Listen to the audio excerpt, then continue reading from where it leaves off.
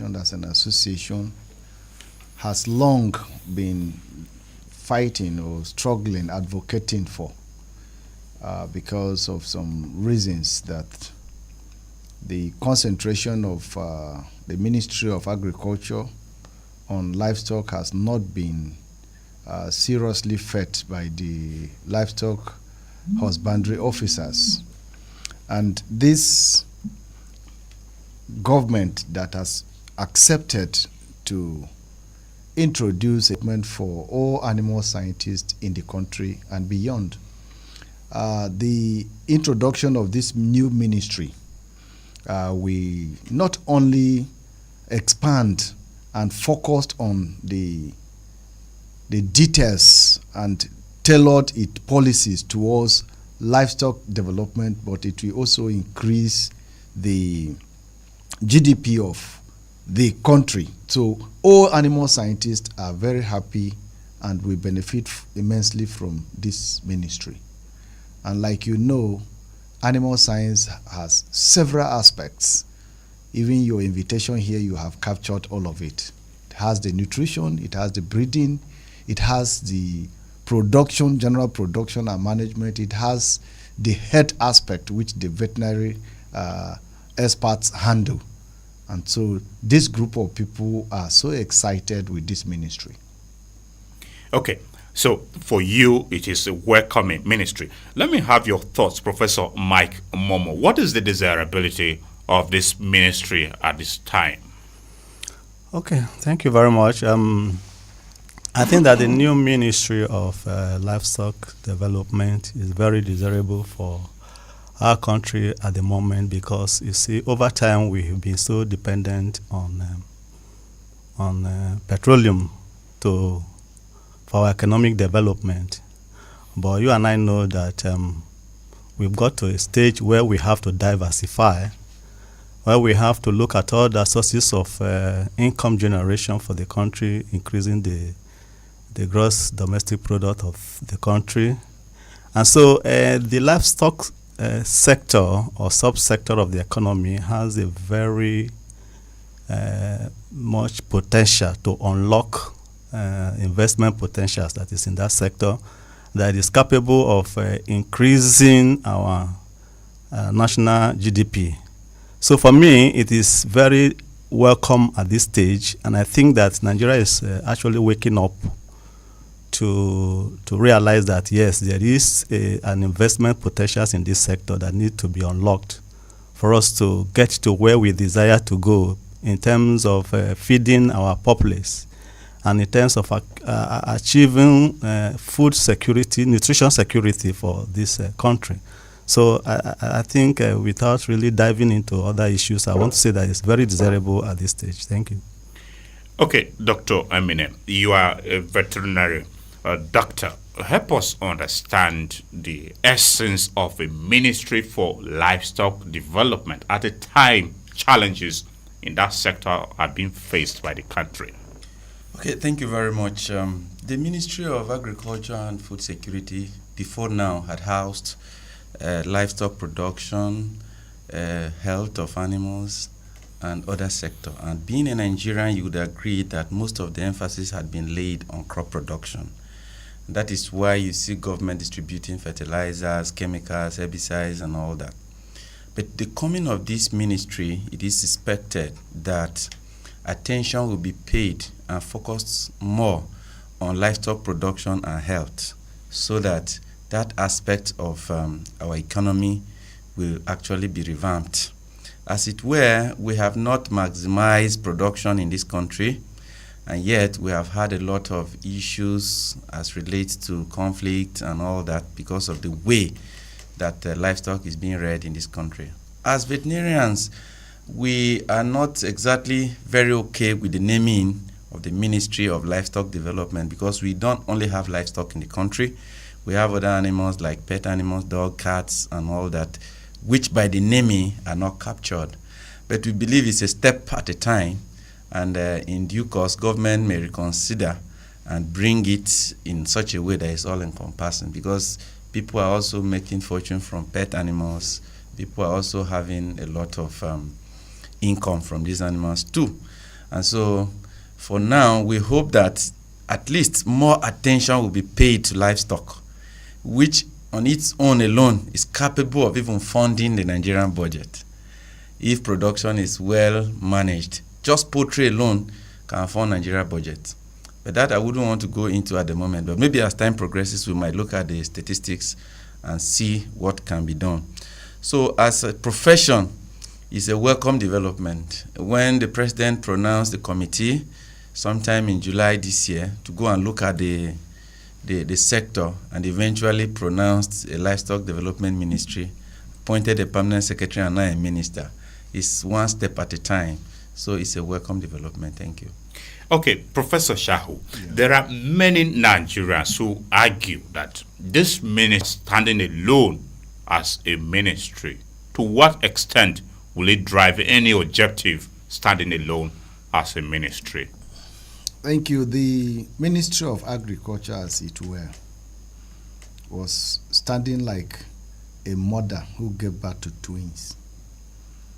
And though have two breasts, the management of the two babies cannot be compared to a mother that has one child. You know, the upbringing of a mother that has one child and the mother that has twins, the concentration of the babies varies. Now, the Ministry of Agriculture, as it were, we're managing both the livestock agriculture and the crop agriculture. And most emphasis because of ignorance to some extent in many persons. Attention was given more to the crop agriculture, just like Dr. Amine mentioned. At every year, every state will launch a fertilizer distribution date. We launch this aid, we launch this aid. Particularly for Benue State, you could recall that the only governor that thought of livestock was Governor Gabriel Susan, who brought in the pig and the swine project in Benue State. You hardly, if you come to talk of institutes, the institutes that are being established, most of them are crop institutes. The only two institutes of animal base are the NAPRI and the VOMVET. Those are just the institutes we can boast of that are being supported strongly by the Ministry of Agri. That is not to say that they had ignored livestock completely, but attention, you know, when children are born twins, there is one that may struggle to eat even more than the other. And the crop agriculture had that advantage over the livestock agriculture, and more attention were given. And mostly, animal protein had at some time been taken as a food for the rich. And so that once the crop provided, grains and other things are provided for Nigerian populace and they are able to eat at all, they feel they have satisfied the nation, not minding the nutritional balance. And so when attention is given to crop agriculture, the Nigerian populace are being satisfied. But what is required to balance up the nutrition and the malnutrition that is expected, the large component that comes from the animal agriculture is not included, but not many at times they mind that. So with the establishment of this ministry, more attention will be focused on livestock researches, and then feed resources can be investigated into resistant breeds of animals that can resist diseases and drought, and management can be explored. And then the expansion of the industry will now bring about the employment opportunities and so many other things that will enhance the development of the economy of the nation. Okay, Professor Momo, you are an animal breeding expert. Are you satisfied with the methods of livestock rearing in this country, especially maybe the grazing aspect of it for some animals that are meant to be grazed? Okay, thank you. That is a very important question which I'm very happy to address. Actually, as a breeder, as an animal scientist, we have not really been doing what is right in terms of getting the maximum output or production that we desire of our animals. where you want to get the maximum production from an animal unit, you will have to do a system that we call intensive management system, where you have to have extensive, as we have it now, where you have animals grazing all over the place and running all over the place. And, for one, you are not going to, they're not going to be able to conserve the energy that they need to put into production and other productive activities, but they will expend that energy in roaming around. Let me give you an instance. For instance, where you have to have an animal coming all the way from Kaura Namuja and ending up in probably in Port Harcourt. You don't expect that animal to give you milk if it's a milk producing animal, because it would have expended all the energy trekking and looking for food. But where you have the animal in an intensive system, where the animal will only have to eat, rest, wake up again, eat and rest, it gives you the maximum output, the maximum genetic potential that is in it. So as a breeder, we advocate for an intensive management system. And that is where I think that with the new move in the livestock sector, in trying to mainstream the sector, is a welcome development, because we are now going to be able to give attention to all that is needed, that is required in terms of infrastructure and the facilities that are required for this type of intensive system that is required. And so if the new ministry settles down and we want to do business of animal breeding and animal production, then this is the way to go. And before to go that way, we need to provide the needed infrastructure. We need to provide the needed facilities that will ensure that we get the maximum genetic potentials of our animals to give us what we need. So in a nutshell, to answer the question, is that we need a paradigm shift from what we have at the moment to what it should be, the right best global practices that can give the best productivity in animals. When you mentioned intensive management to have a better value chain in livestock rearing, would we mention grazing, for instance? Is the practice of open grazing a sustainable one for good animal husbandry in the country in terms of breeding? Certainly not. Certainly not, because if you look at the countries of the world where we depend upon now to get some of our dairy and milk products, because certainly we are not producing milk in this country enough to feed us.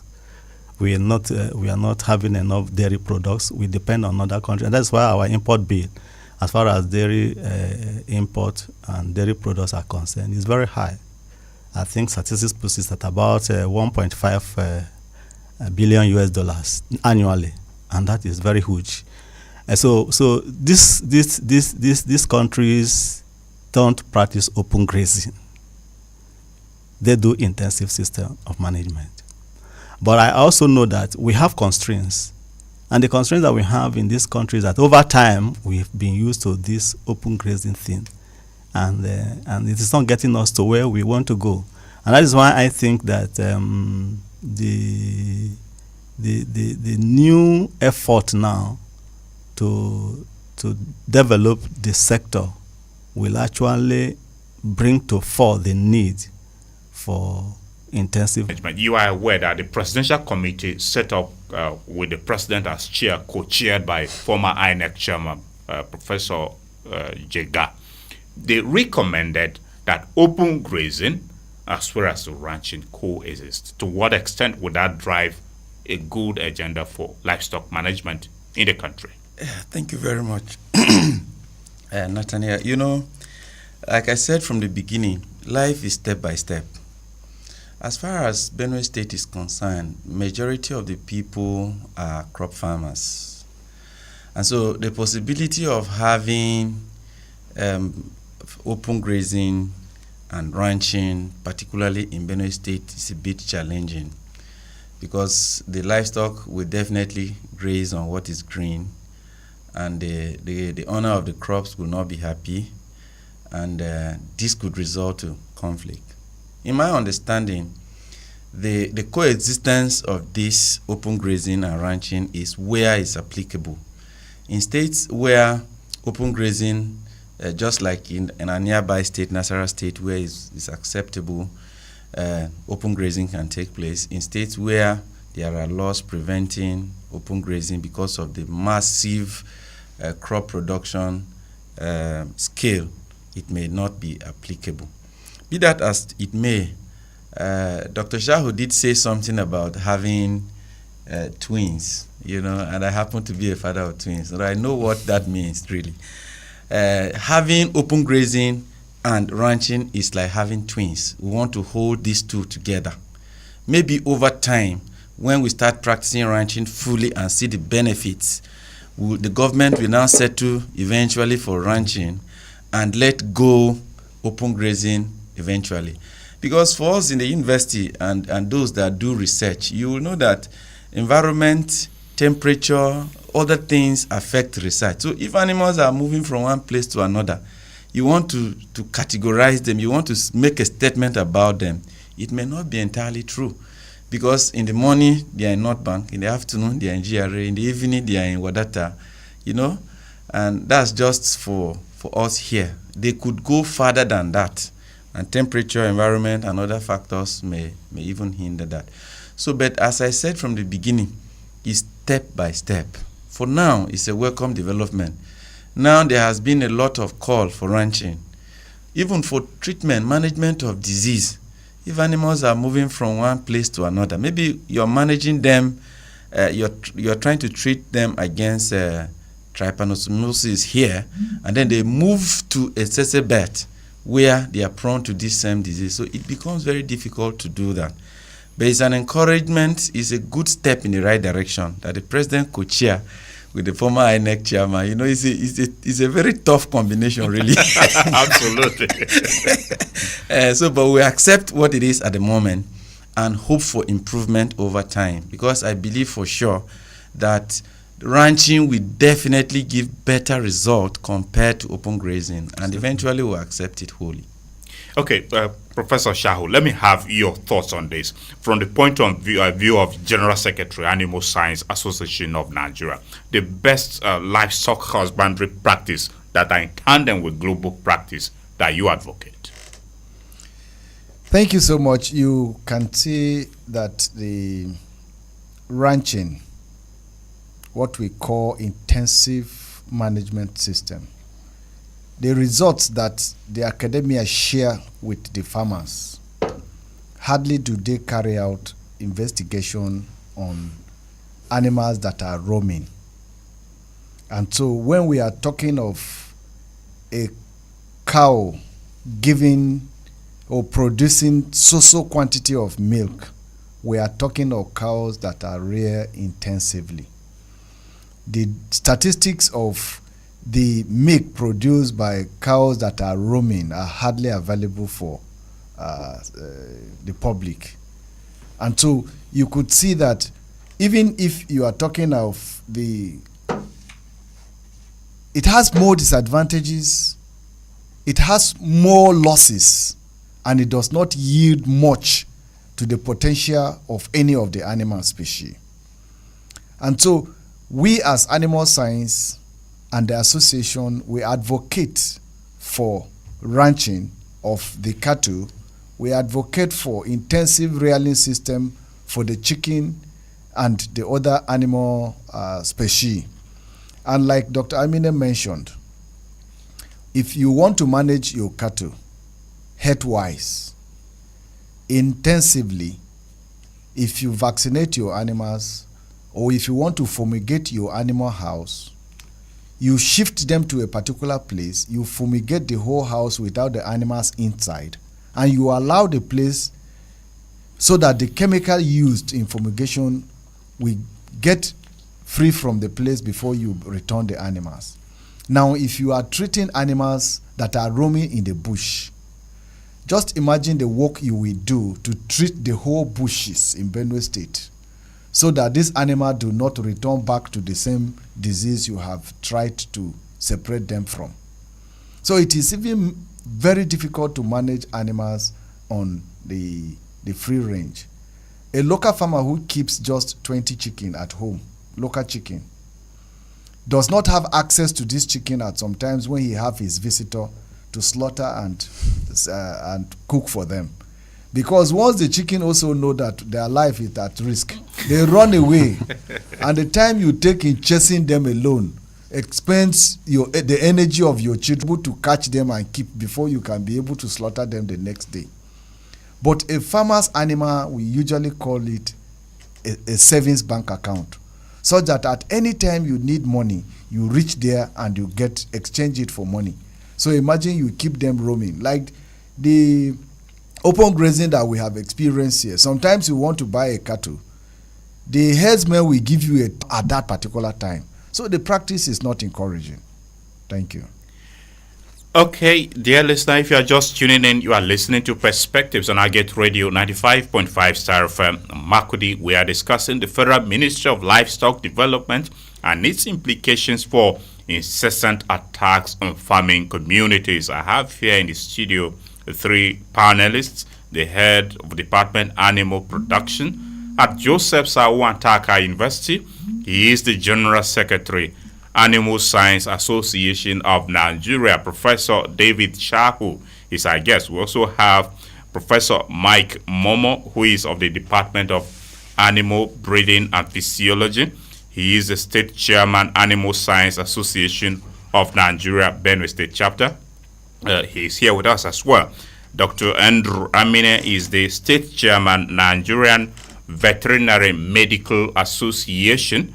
He is a lecturer, Department of Veterinary Surgery and Diagnostics, also at Joseph Sawantaka University. These are the panelists. And later at 10 o'clock, the line for calls will be available, which you can participate on the program. The line is 0814-335-9292.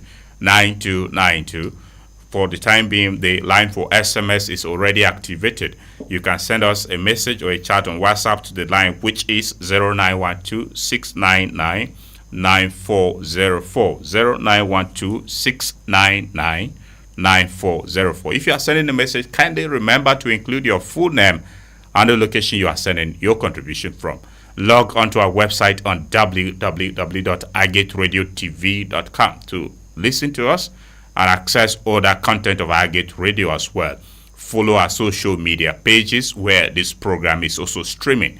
You can download the Agate Radio and TV app from Google Play Store, which also serves you to access all our platforms, the TV, radio, as well as newspaper.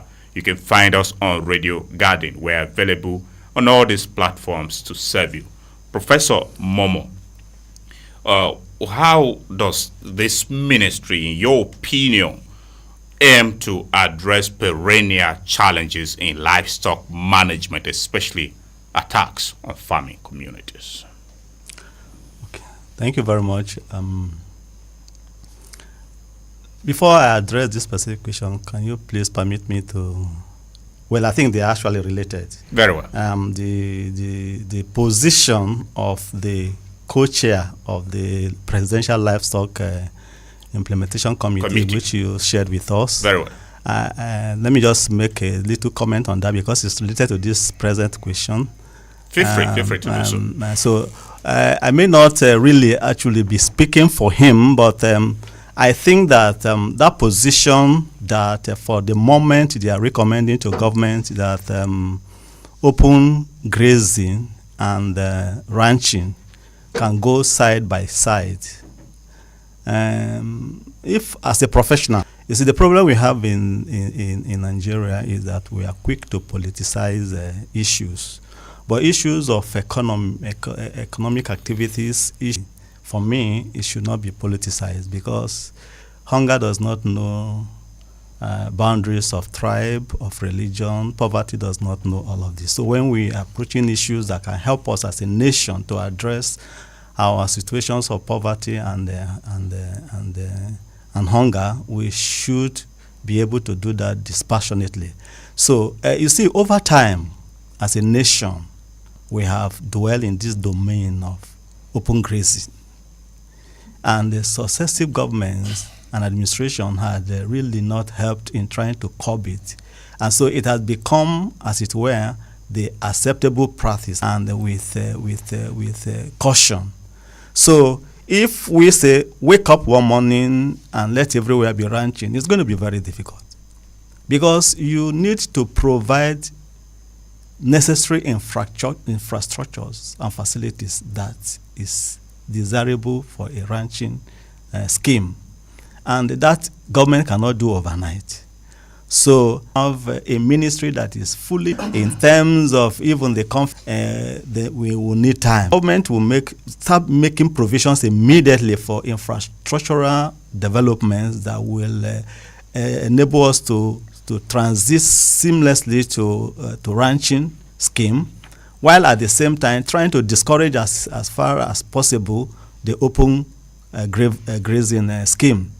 So at the moment, I think if my statistics are correct, about almost 95% of our animals, particularly the ruminant animals, are subjected to open grazing.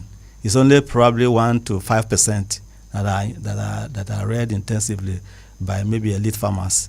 So you can see that the bulk, the huge of the Nigerian livestock farmers are already into this scheme of open grazing. So it has to be a gradual transition but government must step up efforts to be able to make the necessary infrastructure that is required in terms of provision of water, in terms of provision of feed resources. Because while these animals move from one place to the other, they are just moving in search of fodder and water. So if government can provide enough water in a designated spaces where ranching is possible, then of course many farmers will be willing to settle into the ranching scheme. And again, the people have to be discouraged from their notion and the understanding that land and water belong to God. Nobody owns it. And so some people have the feeling that, look, this thing is natural provision that God has made for us. So why are you hindering me from coming to your place to eat, to drink water, or to feed on natural grasses? Subnational governments have to buy into what the federal government is doing by, because this is just trying to address the question that you raised now. Okay. Subnational governments, like state governments and local governments, have to buy into the government's vision of ranching by being able to provide land, as it were, and people should be ready. Whoever that is ready wants to do the business of livestock should be ready to get a CFO over a land that he can now use to farm his animals. And so if governments, subnational governments are willing to do this, and individuals are also willing to acquire lands, and then government, through the Ministry of Livestock Development is also able to provide infrastructure that is required, I think that we can seamlessly migrate into the scheme of ranching, which will be better for us, and it will actually unlock the resources that we have in the livestock subsector, and our economy will be better for it. Thank you. Okay, Dr. Amine, earlier on you mentioned briefly the prospects of the livestock development, livestock sector in contributing to the economic development of this country. Do you see this ministry created driving that agenda of contributing sustainably to the growth of the economy through the livestock sector? Yeah, thank you very much, Nathaniel. Actually, the Nigerian nation depends heavily, or if not totally, on oil. And oil is becoming what I call a gold mine. If you own a car now, you don't drive anyhow. Yes. That is if you drive at all. And this is because oil has become very expensive, and very few individuals manage that, so to speak. Now, as a veterinarian, I have had the opportunity to interact with livestock farmers, some of whom also are into crop farming, majorly even. When I first left vet school, somebody told me not to be saying a village vet, so I've adopted the NGO language of a community vet. So I was always being in the villages, vaccinating livestock for farmers, small ruminants. And sometime in 2016, 17, when the crisis in Benue State became so high that people had to run, some of those farmers were able to set up small houses by selling 10 to 15 goats, West African dwarf goats, and they could raise some money to build little houses that they stayed in. After the crisis had subsisted for a long time, many of them could not return back to their farmlands, but these livestock sustained them. That became a driving force for me to be promoting that particularly. Now, I have been a poultry farmer since my undergraduate days, and I know that until I relocated from where I was staying and I needed help, that it became a big challenge. And why was that a challenge? Because the farmer, the attendant would sit down there, would play with his phone, and the bears would go without water. And so we started having losses and all that. Now, as at today, if you want to get a 2 kg broiler, for example, I think you should be looking at 8,000 or so. And if we have like 10 million broilers selling at 8,000 naira, you're looking at about 80 billion. And if you can raise them up to 6 times a year, because at 6 weeks, they are up to 2 kg, if you take good care of them. That is just broiler. And if you add layers, and you bring in cattle, and you bring in swine, and you bring in sheep and goat, and maybe you delve into a little of wildlife, we're going to make a fortune out of it. Before now, the Ministry of Agriculture, like I said, and by the way, most of the time, it's until recently, I think this present administration that had a Minister of State for Agriculture that was even a vet. In Benue State, we have had commissioners of agriculture, some of them engineers, some of them political scientists, and all that in the past. This is the first time in a long time that we're having a commissioner of agriculture who is an agronomist and an advisor who is also an agronomist. So it's not been the business of policymakers who were not experts in driving livestock production, even in that ministry. Currently, the Minister of Agriculture, Alhaji Idi Mukhtar, is a farmer, although he's an economist by training and a teacher. He was a teacher, but he delved into livestock production. He will be motivated to drive this process. And the permanent secretary is a vet. So I know that if they carry the vision, because one thing is for someone to be appointed, and another thing is for the person to be passionate to drive the aims and objective for which he was put in place. So if the president wants this ministry to end crisis, as he made his remark when he was creating the ministry, and then the policy formulators who try to bring us into a space where we'll try to have 2 things, open grazing and then ranching, so that we can compare and willingly let go eventually, then I believe strongly that we are going to be better off, and we're going to develop ourselves to the extent that we will not be depending only, there will be more protein, and we can actually do exportation. Right now, it's difficult to export any animal product. Some time ago, I was in Abuja and I visited Nigerian Agricultural Quarantine Services, whose CG happens to be our son. And we're discussing the prospects of the agency. And so far, they have created a disease-free zone, and they are able to start exportation of snails. And their intention is to expand it. If this ministry now brings such agencies under them and allow experts to bring in their inputs, and genuinely I underline that government opens up and accept this, then I can tell you, Nathaniel, that you may one day leave the radio station and come to the farm. Anyway, I love radio, so I think perhaps I'll combine radio with farming, but that's okay. Professor Shahu, is there a possibility of this new Ministry of Livestock developing a template that would be acceptable for every practice of livestock that is peculiar to every state? It is very possible.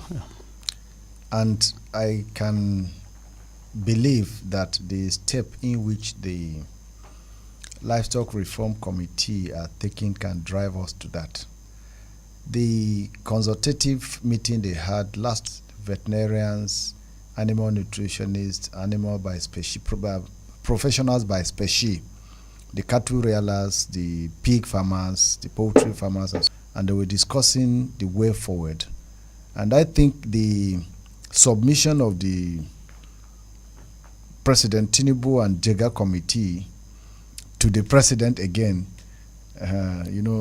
President, the chairman. Yes, he's the chairman of the committee. And it was submitted to him again, through the co-chair yes. of the committee. Yes, the proposal they made are going to be refined by the consultation they made last week, because a lot of people came with their challenges and the way forward. And I think that will bring them the good idea to get a template on which every of the sector, the subsector of the livestock sector can be able to operate. And most especially, if I want to say something about this header farmer crisis, which was part of the major statement that was mentioned in the creation of this ministry, you can see that the livestock value chain is one of the platforms that can help settle that matter amicably. Because in livestock value chain, or in value chain generally, it is based on trust and understanding the functioning and the working of every sector or every segment that drives towards a particular goal. Like now, we are all aiming at production of animal protein. And then we rely on the crop agriculturist to feed our animals. We should know how the process which they are able to produce grains. Because when you allow your animals to feed on the forages, their crops will not produce or yield the grains that we need to make the concentrate. And so the procedures and the stages of their production should be known. And in value chain, you know where it pinched the crop agriculturist, where they benefit, and what you can offer to them. Like we can give them our dung, the animal dung, to make fertilizer for them. They can give us their seeds, and we relate harmoniously if we are brought together, the both animal scientists and the crop agriculturist. We can know the stages, even within a community.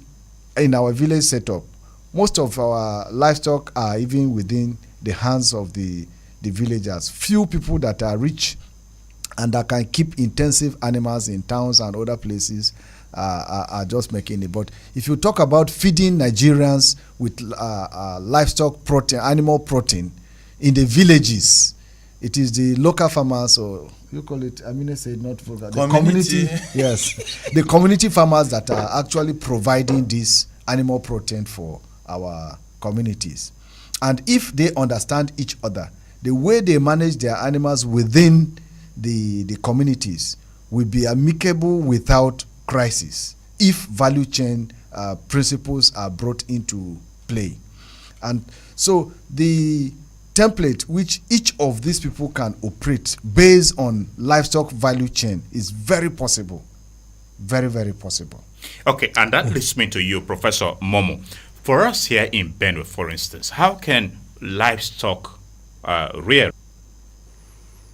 Okay, thank you, Nat.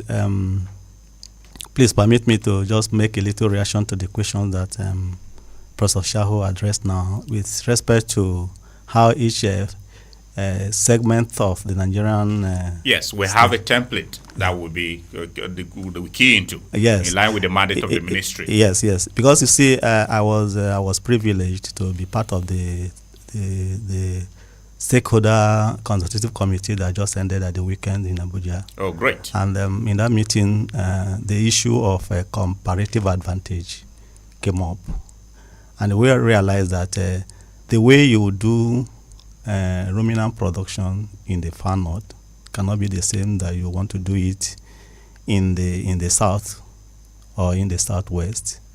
We realize that when you're talking about poultry development, there are certain areas in this country that that have the comparative advantage. So and then that again also came to the fore. So people in this country have a feeling that this new ministry is for a particular segment of Nigeria. There are animal resources that can be developed depending on the potential that you have. So there are templates are being developed to the extent that in Benue there are areas that we specialize, that we can fit in, and that we can develop our own resources. For instance, we may not have enough land in Benue, but you could have area where you are talking action that we have never even so every for the when this ministry comes fully in place, and we can all develop how we can practice ranching in Benue vis-a-vis open grazing. That's the question you asked. The livestock culture, which is even the crop production, not livestock. So how can we bring the template of livestock and crop production to put side by side without any conflict? For us, because like Dr. Bine earlier said, we are majorly crop farmers in Benue. Very well. And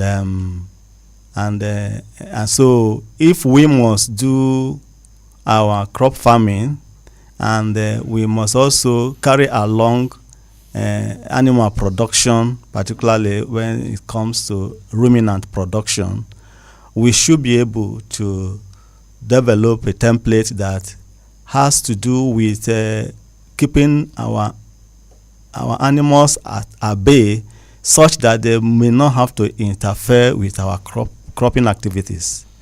And that can only be possible through ranching or intensive production system. And because where you don't have enough land, as it were, dedicated to animal production, and if crop production has taken over the major part of the lands, then of course you have to find a way of making a little provision for animal production. But again, also I also know that there are some marginal lands in Benue that are not suitable for crop production. Such marginal lands can also be utilized for animal production. Take for instance, when you go to some very hilly areas, in the state where crop farmers can hardly climb up to such places and do their cropping, we can reserve such marginal areas to livestock production. In Abuja, when we were discussing at the consultative committee, a man spoke about a model that they are used in their own state. How that I think he was a traditional ruler.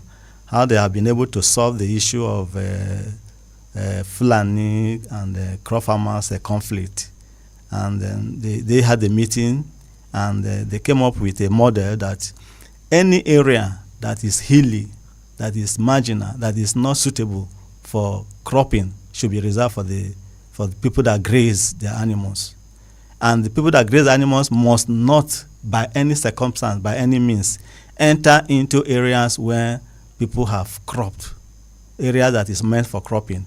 So if we can manage ourselves in such a way that we can designate some marginal areas strictly for livestock farming in terms of grazing, I think that could be a model that we can adopt in Benue.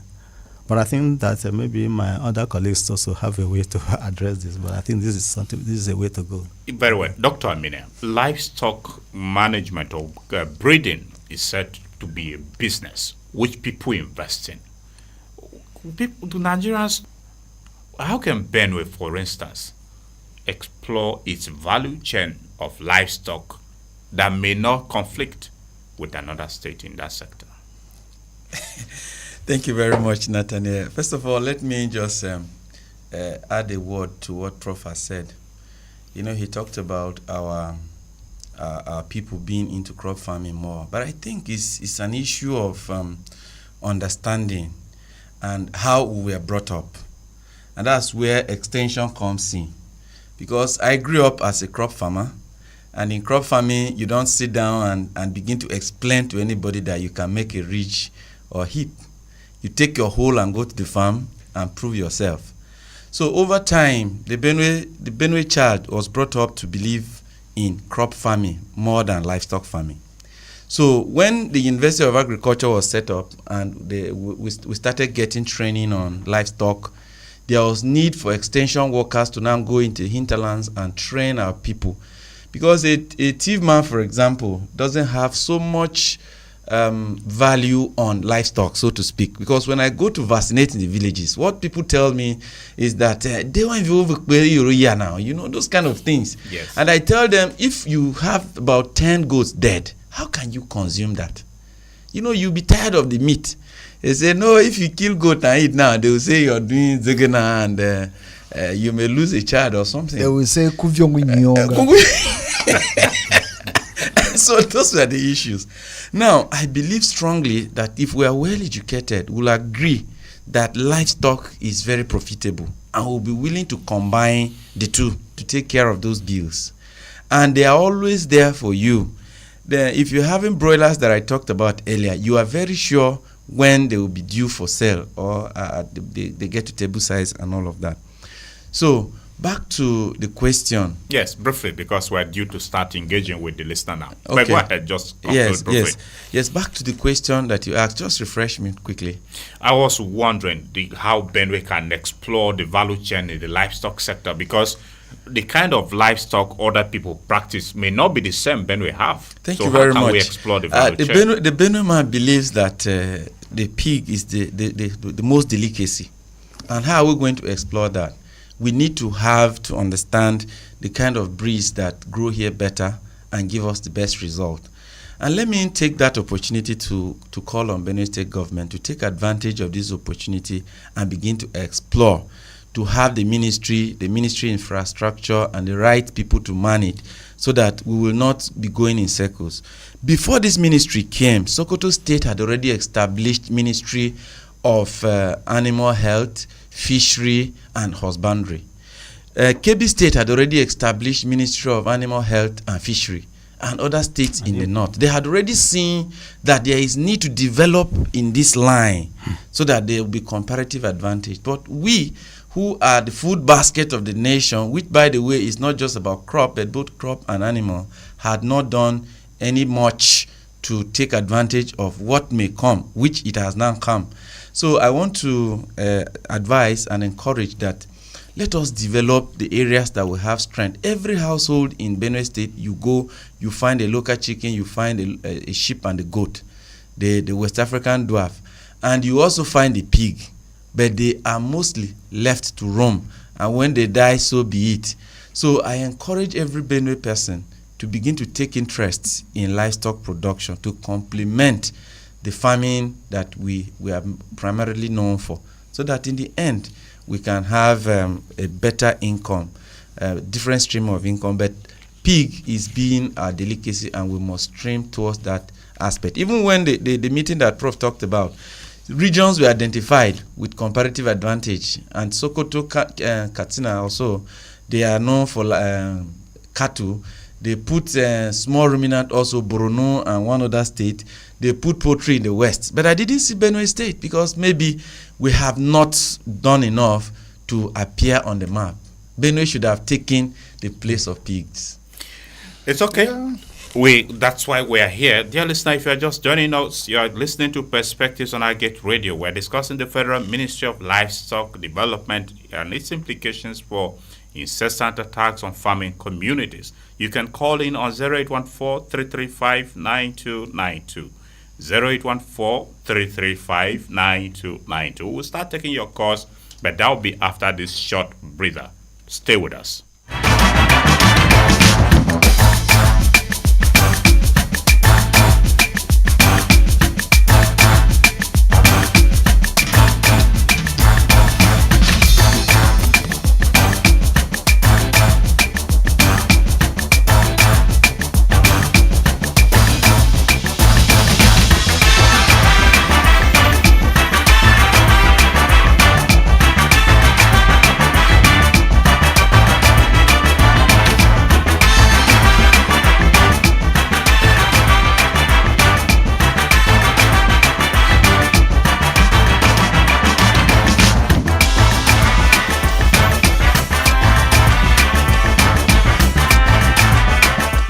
Welcome back. You're still listening to iGate Radio and lots more to discuss on the subject matter we're focusing on. You can call in and also share your thoughts with us. Good morning. Yes, good morning, sir. Welcome to Perspectives. Yes, this is Steve Association Michael, the head of state, calling from Bayongo, Makodi. Okay, Tewase, good to have you join us. Make your submission. Yes, thank you. I want to appreciate and just introducing the livestock ministry is welcome development for Nigeria, most especially Benue State, because we don't even know the importance of the animals we have in but creating this will educate us, and then we create another way for us to know much on how to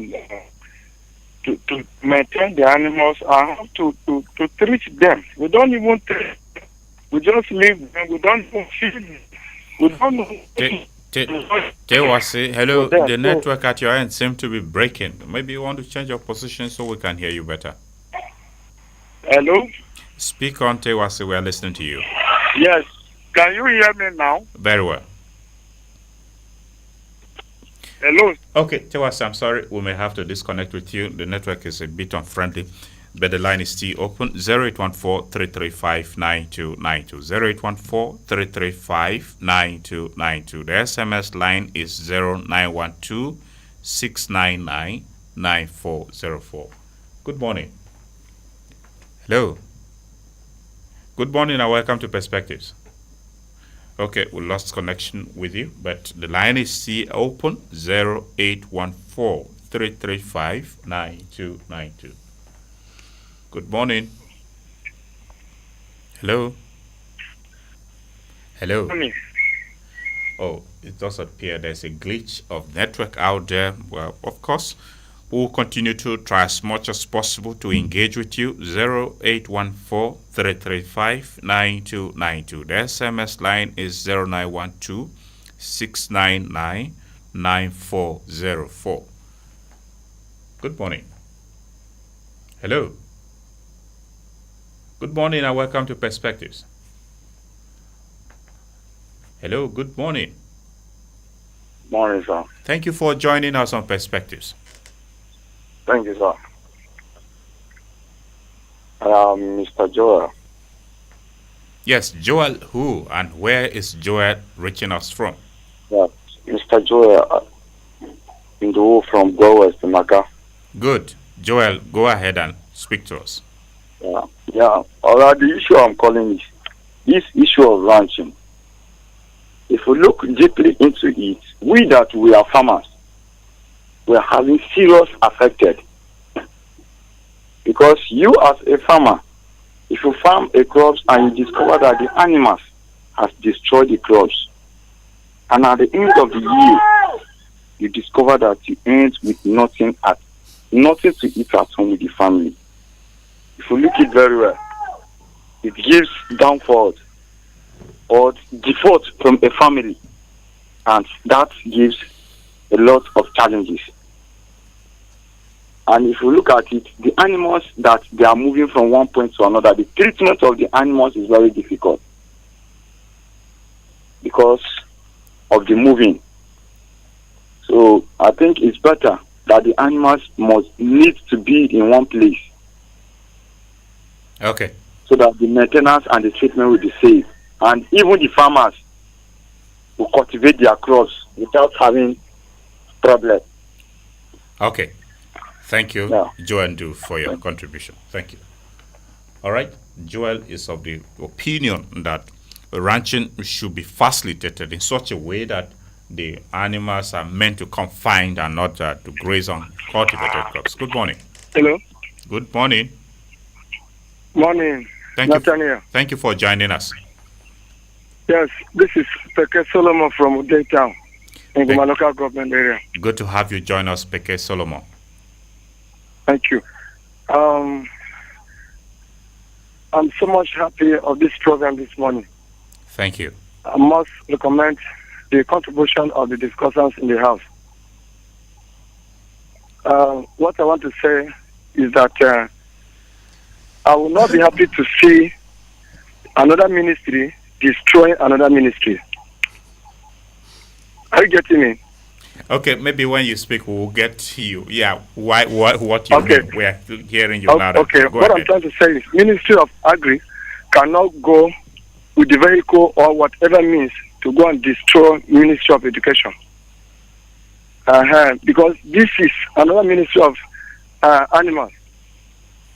Then it has coming out of the Ministry of Agri. So there should be very serious monitoring that they should not be distracting farmers.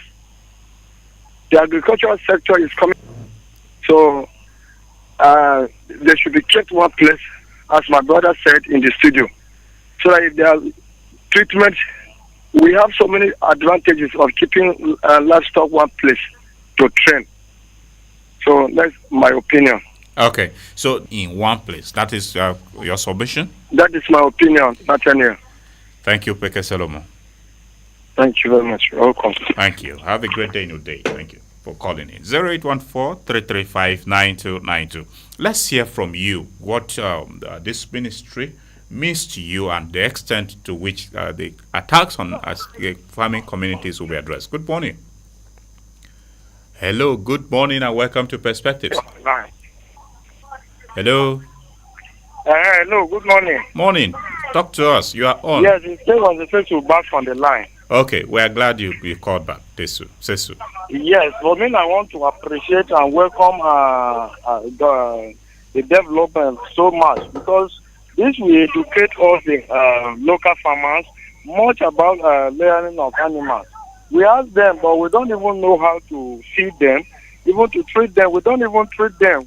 And it's a very good economy, which we don't know. So I want to welcome the ministry so much, and then for them to create a training ground for local farmers about rearing of animals and how to handle them, to create ranches. The open grazing in Benue State is creating another downfall to our own animals at home. Come to our community in Bayongo here.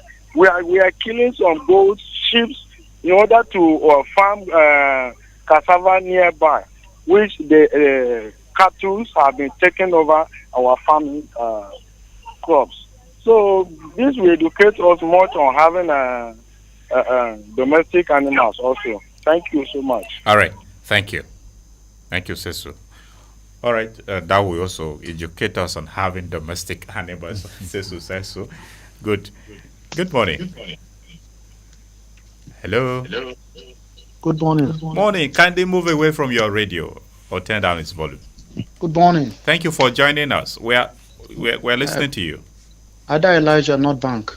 Ada Elijah, go ahead. From North Bank. Okay. My opinion and my suggestion first is issue of anti-open grazing at the national level.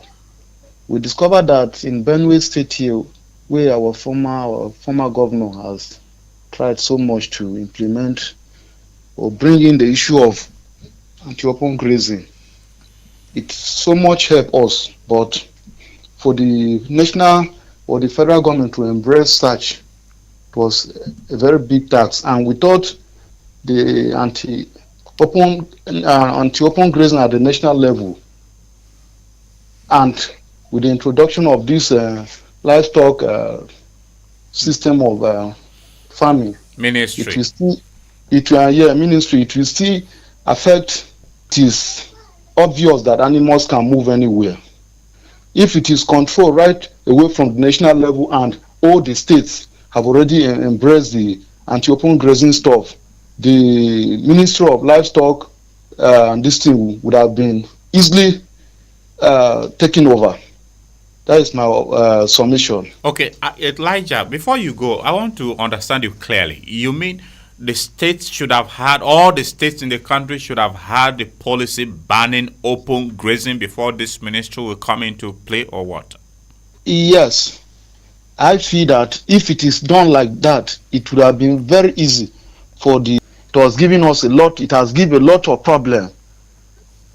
Farmers said that crashes everywhere because farmers are this crop farming stuff and animal. Even if you go to Adamawa, where nomadic farmers and the nomadic herders and the normal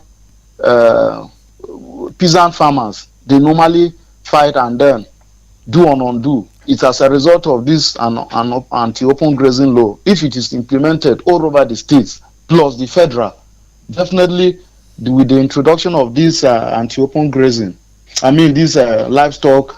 Yeah. You are itching to say something, yes, Prof, sense of what is it. But by the way, Prof, just hold on. I'll get back to you to expand your thoughts on that as we engage with more people. Good morning. Yeah. The network is breaking at your end and we can barely hear you. That's the question and I think the contribution. Take the statistics of people that own. I'm sorry, we can't get you clearly, dear listener. Once you connect with us to enable us have a seamless conversation, kindly turn down the volume of your radio set or move away from it. This way, we'll hear you without any interruption. Please assist us when you do that. Hello, good morning. Good morning, sir. Thank you for joining us. Yes, my name is Abraham TV, calling from behind Federal Locust, North Bank, Makurdi. Very well. Go ahead, Abraham. Yes, I want to say that the introduction of the Ministry of Livestock is a welcome development in our country. And I still want to use that opportunity to say that the introduction of the ministry should be a mechanism that will dispense the quick establishment of anti-open grazing at the national level, so as to eradicate all forms of herders, farmers crisis which have been governing in the country. I want to appreciate the gentleman in the studio, particularly Dr. Thank you very much. Thank you very much. You are going to buy airtime to greet Andrew. Your patroness on Wises on program. Thank you. But anyway, that's okay. We would like to make it clear, establish a clarification that for Benue State, the law in place is called Open Grazing Prohibition and Ranches Establishment, not anti. So, for purpose of those who may want to quote the law, that's the proper title of that law. Hello, good morning. Good morning. Oh, we lost connection with that caller. Good morning. Good morning, sir. Thank you very much for calling in on Perspectives. Yes, I'm Chief Abella from Naka. Abella who? Abella Aloy. Chief Abella Aloy. Thank you for joining us from Naka. Go ahead and speak to us. Yeah, I appreciate your discussion in the studio. Thank you, sir. And you and the doctors involved.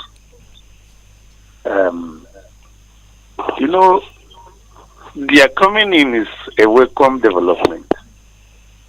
Maybe they will also try to assist us so that this farmer header crisis will be reduced. If not, their coming in will not be a successful act, because with their education, it will become a waste. If this anti-open grazing or open grazing law, as in quote, comes to exist, their practice and education will assist us in producing crops and animals. And again, I want to ask this question. I am a poultry producer too. And this season, I had about 100 broilers. But because of the exorbitant cost of food production and this poultry feed, I had to inculcate my own, which yielded a negative result, and all my broilers died. So, doctor, I want to use you people, and you too should also use us.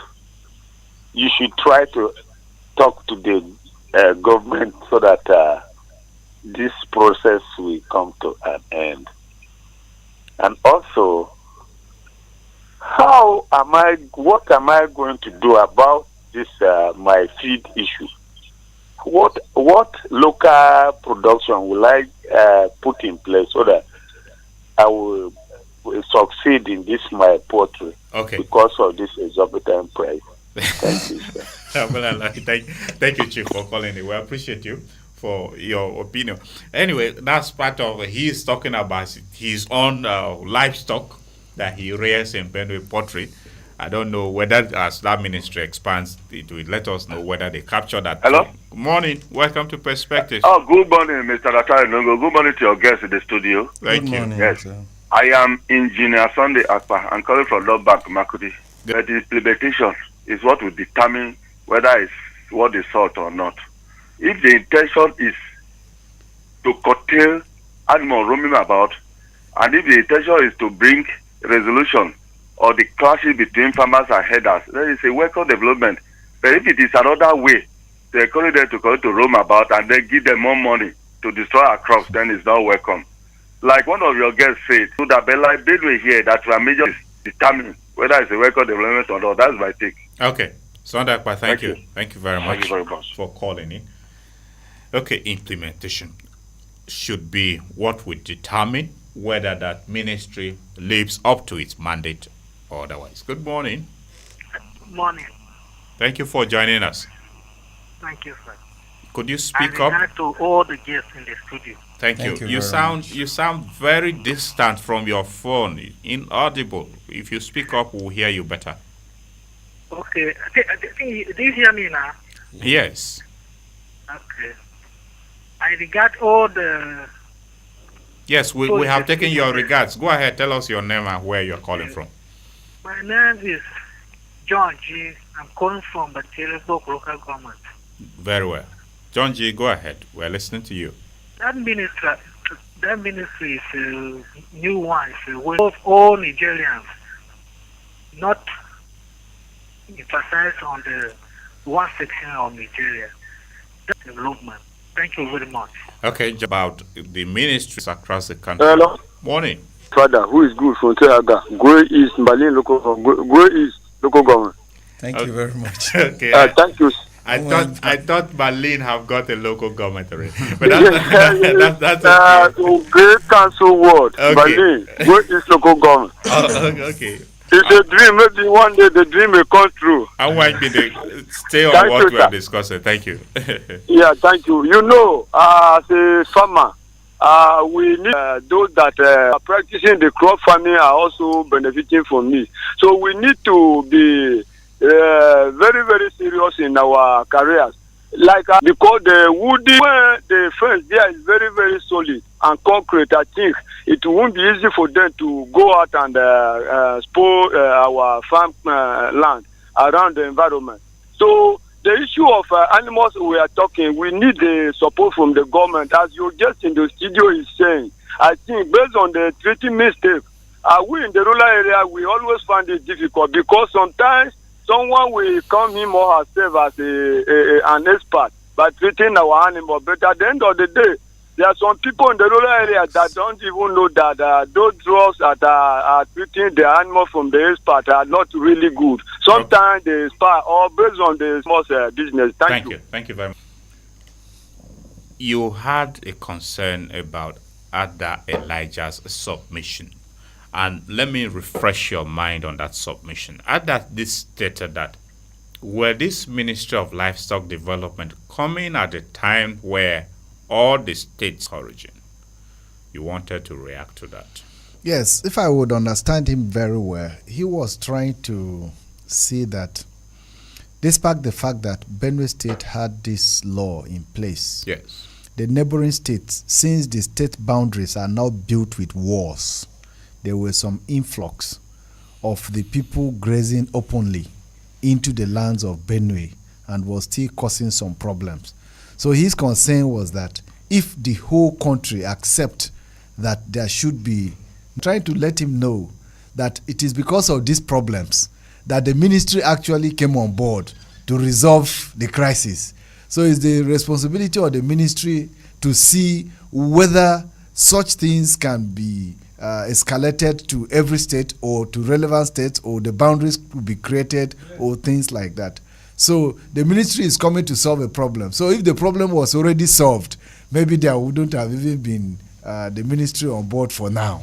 So the ministry will actually come to address such issues. But do you see the possibility? Because like someone mentioned, and of course in your submissions, when you both spoke, Professor Momo spoke about the stakeholders' engagement in Abuja. If you look at livestock rearing, a large part of it that often attention is given to is just cattle rearing, and it is done predominantly in the far northern Nigeria. To what extent would every state feel inclusive in this new approach for a proper livestock management in the country? Yeah, with this ministry and focusing on livestock generally, and the stakeholder meeting that was converged in Abuja, livestock experts PERSPECTIVESFederal were invited, and they all brought in their ideas on how to enhance the various aspects of livestock according to PERSPECTIVESFederal. So I am seeing that with this ministry, emphasis will not be over emphasized on the cattle rearing alone. The poultry industry is there crying on how to, like I was saying that they were distributing maize and rice to civil servants in the state, and I didn't see any egg. I didn't see any piece of meat. They didn't bring turkey and anything. They don't usually consider the livestock protein per se in any of these sharings most of the times. With this new ministry, I am believing, and we are believing, that the policies of livestock will be developed by experts who are professionals, and they will guide the minister, whoever it will be at any time, from like the cattle rearers. It will embrace both the poultry, the pig. In fact, Benue are almost projecting pig forward in everywhere they go. And by the time the industries or research institute for pig production is located here in Benue State, you will see what we do with pigs. It will be far reaching. Like when I was slaughtering here in Benue State, I used to get orders from Abuja and other states. I do weigh beef for pork, and they are transported to deliver at different parts of the country because of the quality of pork that we produce from the pure breeds that we have here in Benue State. So it's not all about the concentration on cattle rearing, and that is what the ministry, the policies that will be helping the ministry to move forward, will be channeling their own resources to. Okay, Professor Momo, yes, go please, ahead. If I also may add. Yes. Let me educate. During the consultative stakeholders workshop in Abuja a while ago, talk about the high cost of feed production or feeding animals. There's going to be a whole lot of investment in the area of feed manufacturing and feed production, including fodder production. Sometimes you may have the animals situated in the north, but even the feed production is in the south. The fodder and all of that can come from another region of the country. It is all about economics. It's all about business. So when we begin to think that this Ministry of Livestock Development is only about cow, then we get it wrong. If we begin to think that it's only about cattle, then that is where we get it wrong. But it is about the entire spectrum of the livestock or the animal resources. Dr. Amin a while ago was talking about the fact that the ministry is not even all encompassing as to include pet animals and companion animals. We are using livestock for now, but it is all about the entire spectrum of animal resources. And to believe that this is all about cattle only. Anything animal, poultry, pig, small micro livestock, even anything that has to give us animal protein. So, okay. Dr. Amine, you are itching to say something, but let's engage with a few more persons before we come back. Good morning. I'm sorry, once your line is that way, it will be difficult for us to speak, and best we'll disconnect you. Good morning. Hello, good morning. Oh, we lost connection with that caller already. Good morning and welcome to Perspective. Yes. Go ahead. I have something to advise about this ranching of a thing. This ranching of a thing that we're talking about, not just talking about ranching, just about doing something, because the government has to start, then the masses will now join. No. Thomas, when you say yes. that, is it the business of government to do ranching for people? You mean? Yes. Wait, I want to advise Thomas, wait. Yes. Let's get something clear here. Do you yes. mean government should be the one establishing ranches for people, or government should go into livestock management and practice ranching as some? Yes, like in the villages, like each local government, they will have a space where they will, as we're talking mainly, the challenges we're having, if you give the Flamings men a land for them to do anything, they claim that they bought the place. So, but if the government now build it somewhere that those cows will be staying there, hello? You are on, Thomas. So they'll have everything to pay tax. Maybe if you come to stay for 6 months, maybe you pay little money, you take care of your cow, you feed them there, you do your business. When your time is over, you go. It will be the best for us than this one they're just saying they are doing, they're not doing. And we, the farmers, we always have this problem with the flammy headsmen in the bush, because by the time you farm them, come there, they meet you, only you. So government should, each local government, the local government. Okay, don't have that agenda. This is Dr. Aganawa, the line. Aganawa who and where are you calling us from? Aganawa Joe from Growers. I most appreciate the efforts of the government. Because, and I mostly thank God, because whatever has the beginning must have ending. I know that a man of God is in the house, and a man of God will bring good to the world. Can I briefly look at history of Benue State? If we turn around and look at the food basket there, we don't have anything like animals. We have a lot of things inside that basket, and it contains food. And most food inside that basket is for planting. There's nothing like animal there or meat. So you see, from the far days back, someone from another state will be saying, let me go to Benue State, just because of what the food, the cheaper. And now, because of those animals training, or those animals in the bush, are making farmers being scared, running away from one point to another without bringing crops at home. And if you see Benue State now, we are suffering of food. So, for my own suggestion and my own opinion, I'm pleading before the government that we don't need anything like animal training in our state, because we believe in food basket. If you look at the basket there, content of food, not animal or meat. So please, I'm pleading from the house. As God has bring this program, I know that a lot of things will come good on it. Please. All right, Aganawa Joy, thank you. We thank you for your contribution. Okay.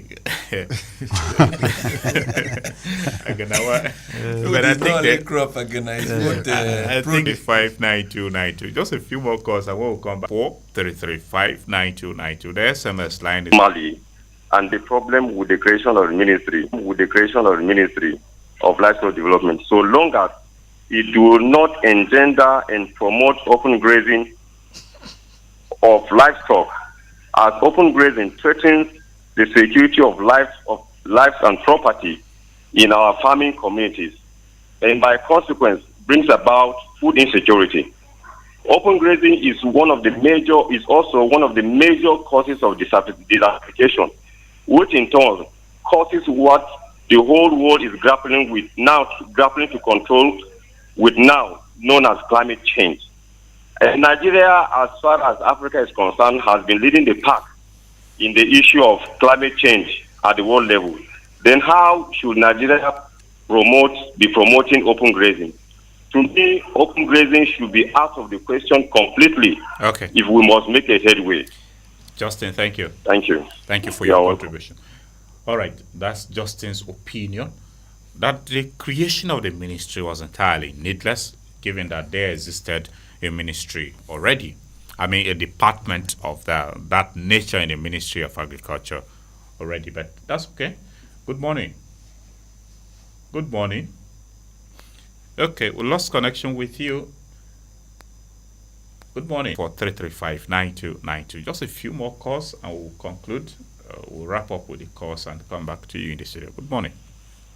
Yes, I'm Jan Thomas Marchis. I'm called back. The name is? Engineer Thomas Doyle from Manchester. I called back. Okay, Thomas, please use just 30 seconds. Yes. We'll allow you to call only once on Perspectives now. Yes. It will be proper for the local government to have where they will provide for the masses, anybody that wants to do any kind of cow business, whether tax there, you have the pay where you pay for. Okay. Because everybody is important. This is not different from the earlier submission you made. So 0814-335. We should have concluded with a different caller, not you. So we'll give just a little more time. 0814-335-9292. Good morning. Okay. Well, it does appear quite a number of calls we are unable to have through today due to the network out there. Good morning. Hello, good morning, Nathaniel. Thank you very much for joining us. Could you speak? I want to greet Engineer Andrew Amine. Engineer Andrew Amine, you are greeted. You have been co-opted into an engineer now. My submission, one way that ministry cannot be chasing them from pillar to post. Where they are rearing these animals, these ministry officials can always visit those locations on a daily basis and at designated times to attend to these things. So they should encourage, the farmers should encourage their members, that is the livestock farmers should encourage their members to set up ranches so that they can benefit maximally from this livestock development ministry. Okay. Thank you very much, Engineer Augustine Ike once more. The concluding issues we'll be focusing on now will be the security aspect. Dr. Amina, you're listening to the callers. Almost a number of them talked about insecurity in farming communities due to attacks. And when you talk about these attacks, they are often, based on their submissions, they're a product of interaction with livestock breeders, pastoralists. What can this ministry do as a solution to this challenge? What the ministry needs to do is to provide justice and fairness. You know, if you listen to the callers, many of them have allayed some fears as to whether this is going to focus on cattle production alone, which is what Professor Momo has tried to let us understand, that there are several thematic areas that this ministry is going to cover. As someone who has personally been involved or has been affected by the farmers' herders crisis, I know how it feels when you wake up in the morning and the loved one was in the farm and he was brutally killed. And then you have to go bury them amidst fear of even not being able to leave the scene. Now, what Nigerians are complaining, or most scholars have said, is what is obtainable. Nigerians sometimes, when placed in position of authority, many times, they tend not to be fair. They tend to become practice favoritism. And so people express a lot of fear and reservation because of if it should be that way. We have the opportunity to give people benefit of doubt. As professionals in the studio, speaking as production, nutritionists, and breeders and veterinarians, we are looking at this livestock ministry as a way so that we can exist as we have in the past. When we were born, we knew Fulanis as coming to the seasonally. When the rains return, they go back. When the dry season is coming, they come, and we stay together without problem. Until recently, when if you see a cattle herd and you are alone, you're instinctively, naturally expected to take to your heels. So we are hoping that this ministry will bring a different perspective. It will bring a solution to this problem, because we all agree that for now, we are not at peace with one another as far as crop farming and livestock farming farmers are concerned. And we have also agreed that ranching is the right way to go. But we believe that this gradual process is the best option, where you have opportunity to compare your open grazing and your ranching system and see the benefits for yourself. As a veterinarian, growing up, we used to take, our lecturers used to take us to the field to go and attend to cattle herds, But at some point, when the crisis became much, Professor Erastus Gan of blessed memory did say outrightly that he could no longer endanger the life of students by taking them to the field to attend to cattle. So now we are limited to treating those ones in the international market here, or those people who have one or two alongside open grazing. In areas, like I said in my opening remarks, where it's not possible to combine the two, we stick to one. And where it's possible to carry the two concurrently, we practice it so that in the end we can look at the benefits. Professor Momo talked about dairy farming. If a cattle is traveling 350 kilometers, you cannot even weight gain. Conversion won't be there. The animal will just be using energy. So it cannot convert to anything, And that is why you see these animals are Caucasic. You cannot look at Frisian bulls, they are how many kg? But the white Fulani, average weight 350. Okay, our time is no longer there. Professor Shahu, this address the incessant attacks on farming communities. I would advise the new ministry to use the value chain approach to address this issue using capacity building, letting the livestock farmers know their relationship with the crop farmers, because the livestock farmers obtain their feed from the crop farmers, and in value chain approach, every value chain actor knows that a chain has rings that are joined together, and the weakest link of a ring is the strength of the whole chain. And so in value chain, every actor ensures that every ring remains strong, so that the chain, that will determine the strength of the chain. So to ensure that the livestock industry survive and is sustainable, every actor, beginning from the crop agriculturist to the livestock practitioners, must ensure that every one of city building, educating each actor, achieve enhance effective production in a livestock enterprise. And so just as you will need the crop residues to be able to feed to your animals, then you should be able to harvest. You could have your activities is going to impede or is going to negatively affect the activities of the other farmer. You should be able to trade cautiously so that when you have mutual respect for one another, I think it will reduce this conflict. And again, I also want to say that a lot of people have capitalized on these herders-farmers clashes to commit crimes and criminalities. And so a lot of synergy between the new ministry and the security agencies is very, very important to be able to curb, because what we see today actually are just crimes and criminalities. They are not necessarily as a result of a clash between herders and farmers. People have taken advantage of that and committing crimes, criminalities. So the new ministry should be able to liaise effectively with the security apparatus of the state to be able to curb excesses that we see today in these clashes. Thank you. Dr. Amine, our time is no longer there, but I will just give you 10 seconds of your parting words.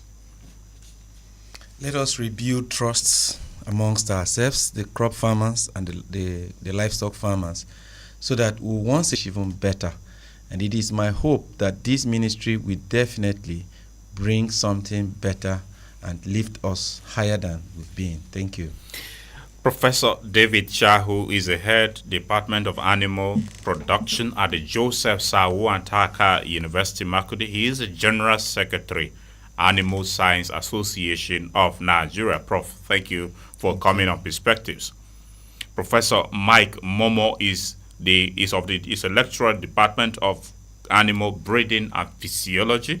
He is the State Chairman, Animal Science Association of Nigeria Benue State Chapter. Professor, Nigerian Veterinary Medical Association, Diagnostics. Diagnostic Imaging. Thank you. Thank you so much for your time. Thank you, Nathaniel. Dear listener, that's our program today. Join us on Wednesday for a fresh edition. My name is Nathaniel Nango. Have a great week ahead. Thank you and goodbye.